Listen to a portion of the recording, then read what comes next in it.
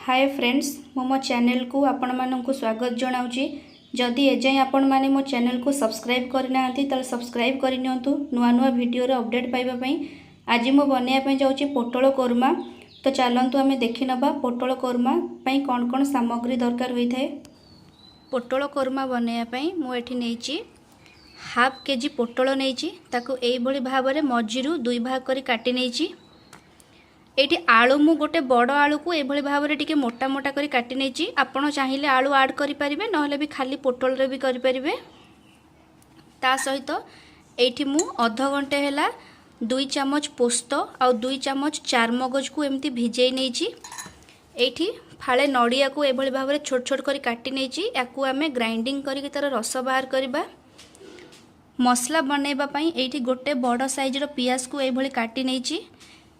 6 ରୁ 7 गोला रसुण नहीं, 2 इंच अदा नहीं, डालचीन गोटे 2टा गुजराती नहीं। आमे आकु मसला बनैबा तास्त 2टा बड़ बड़ टमाटो नहीं। याकू आमे छोट छोट करी काटी नबा। ये मसला पकेला बेले आमे आकु टमाटो को यूज करबा। ता सहित मसला गुंड मु नहीं एठी 2 चम्मच काश्मीरी लंका जहा द्वारा कि पोटल कोरमार कलरटा बहुत भल आसीबो। हळदी हाफ चम्मच नहीं, जीरा गोटे चम्मच नहीं। एटी गरम मसला मु गोटे चम्मच नहीं। आपण या जगह चिकेन मसला भी व्यवहार करें। गरम मसला को मु लास्ट रे ऐड करी। एटी मु 6 ରୁ 7टा काजू नहीं, 2टी सुखिला लंका और 2टी तेजपत्र नहीं।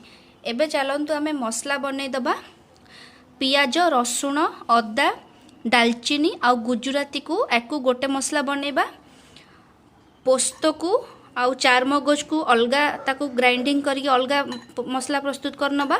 आउ नड़िया रस को बाहर करके ताकू अलगा प्रस्तुत करनबा। चलंतु एबे आमे बनेबा। एबे मु सब मसला को भल भाव में प्रस्तुत करी नेछि। एठी मु नेछि पियाज रसुण अदा 2टा गुजराती और खंडे डालचीन को भल भाव में पेस्ट करी नेछि। एठी चारमगज पोस्त आउ काजू को भल भाव में पेस्ट करी नेछि। एठी फाळे नड़िया को भल भाव में ग्राइंडिंग करके तार रस बाहर करी नेछि। आउ टमाटो को एभली भाव में काटिकी मु ताको रेडी कर नेछि। एबे चलंतु आमे पोटल आउ आलू को भाजी नबा। एबे कड़ाई गरम हो जाइछि सेथिरे आमे किछि तेल दबा।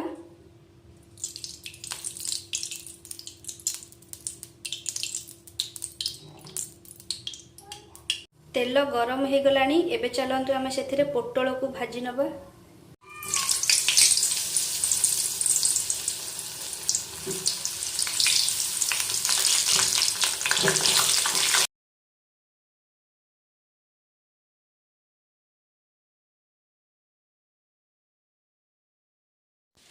पोटल पूरा लाल हो आसलानी। याकू आमे लो मीडियम फ्लेम रे भाजीबा। आकू आमे घोड़ेबानी। पोटल को बहुत अधिक भी सिझेबानी कहीं मसला रे भी आउ टिके सिझिबो। तो ताकू एमती खोला रे आमे टिके भलसे भाजी नबा। एबे पोटल बहुत भल भाव में भाजी हो जाइए। मु ताकू गोटे प्लेट को काढ़ी नौची। सेई तेल रे मु एबे आलू को भाजी नेबी।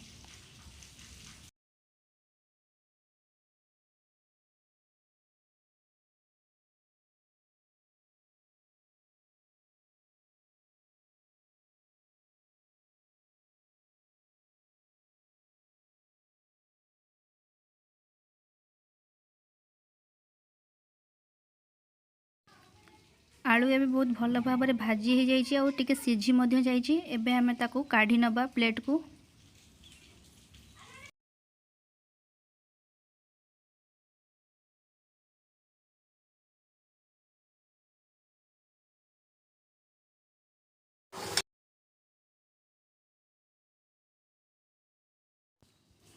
मोर तेल सहीठू किछि बली पड़ी तो से मु 2टा तेजपत्र 2टा सुखिला लंका पकई नौची आउ गोटे चम्मच जीरा से मु एबे ऐड करी और ताकू भल भाव में टिके भाजी नौची।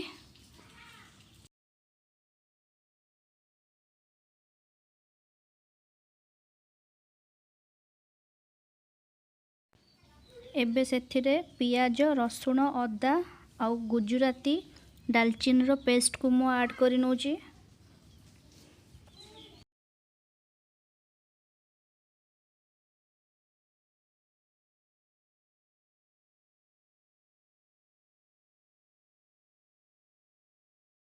एबे सेथिरे हळदी हाफ चम्मच ऐड करूची और 2 चम्मच काश्मीरी लंका कलर पई ऐड करूची।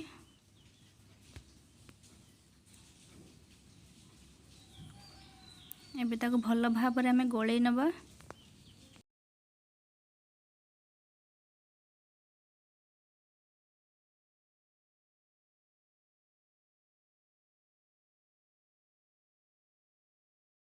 मसलारू पियाज रसुणर स्मेल गला पर्यंत ताको आम भल भाव टिके कषिबा।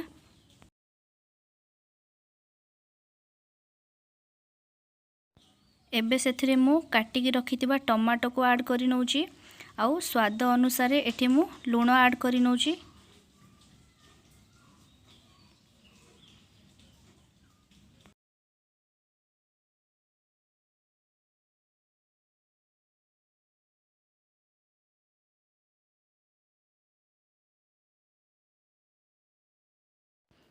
एबे मसला ऊपर देखंतु तेल आसी गलानी। तो तेल आसला पर्यंत आमे ताकू टिके भल भाव रे कषि नबा। एबे सेथिरे मु पोस्त चारमगज आउ काजूर पेस्ट को ऐड करि नउची। एबे ताकू भल भाव रे गोले नबा, पूरा मिक्स करी गोले नबा।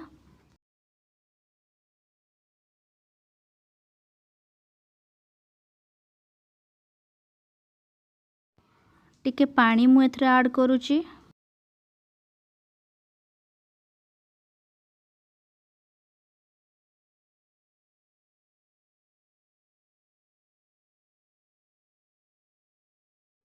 एबे मसला रे आलू आउ पोटल को ऐड करि नउची। ताको भल भाव रे एबे आमे गोले नबा।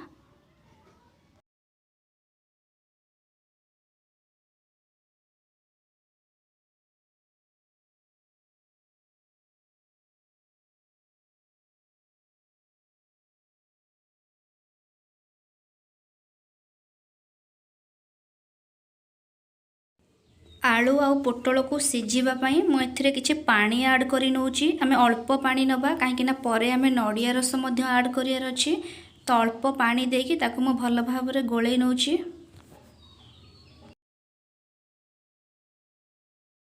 एबे गैस को लो मीडियम फ्लेम रे देकी आमे ताको 4 रु 5 मिनिट पर्यंत घोड़े नेबा। एबे देखंतु आलू आउ पोटल बहुत भल भाव रे सिझी जाइछि आउ बहुत सुखिला मध्य हेइ जाइछि। ताको भल भाव रे गोलेकी आमे एबे सेथिरे नडिया रस को ऐड करि नबा।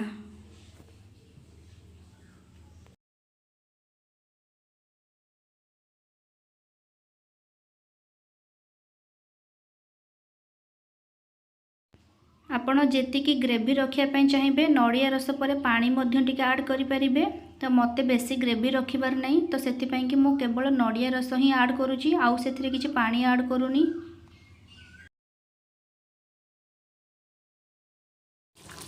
एबे हाई फ्लेम रे 2 रु 3 मिनिट पर्यंत आमे ताको एमती घोड़े नबा। एबे पोटल कोरमा पूरा रेडी हे जाइछि। मु कम ग्रेवी रखिछि।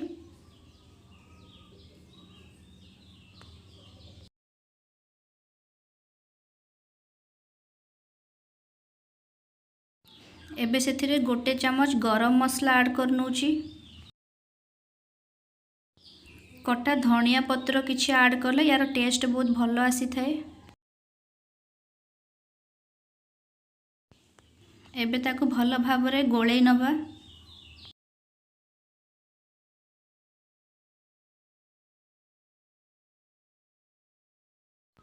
एबे हमरो पोटल कोरमा पूरा रेडी हे जाइछि सर्व करिबा पई। आकु आपण रुटी सहित भात सहित नले पूरी सहित मध्य खाई परिबे। देखंतु केते बढ़िया देखा जाउछि। वीडियोटी जदि आपण मानकु भल लागिछि तो लाइक शेयर सब्सक्राइब करंतु नुआ नुआ वीडियो रो अपडेट पाइबा पई।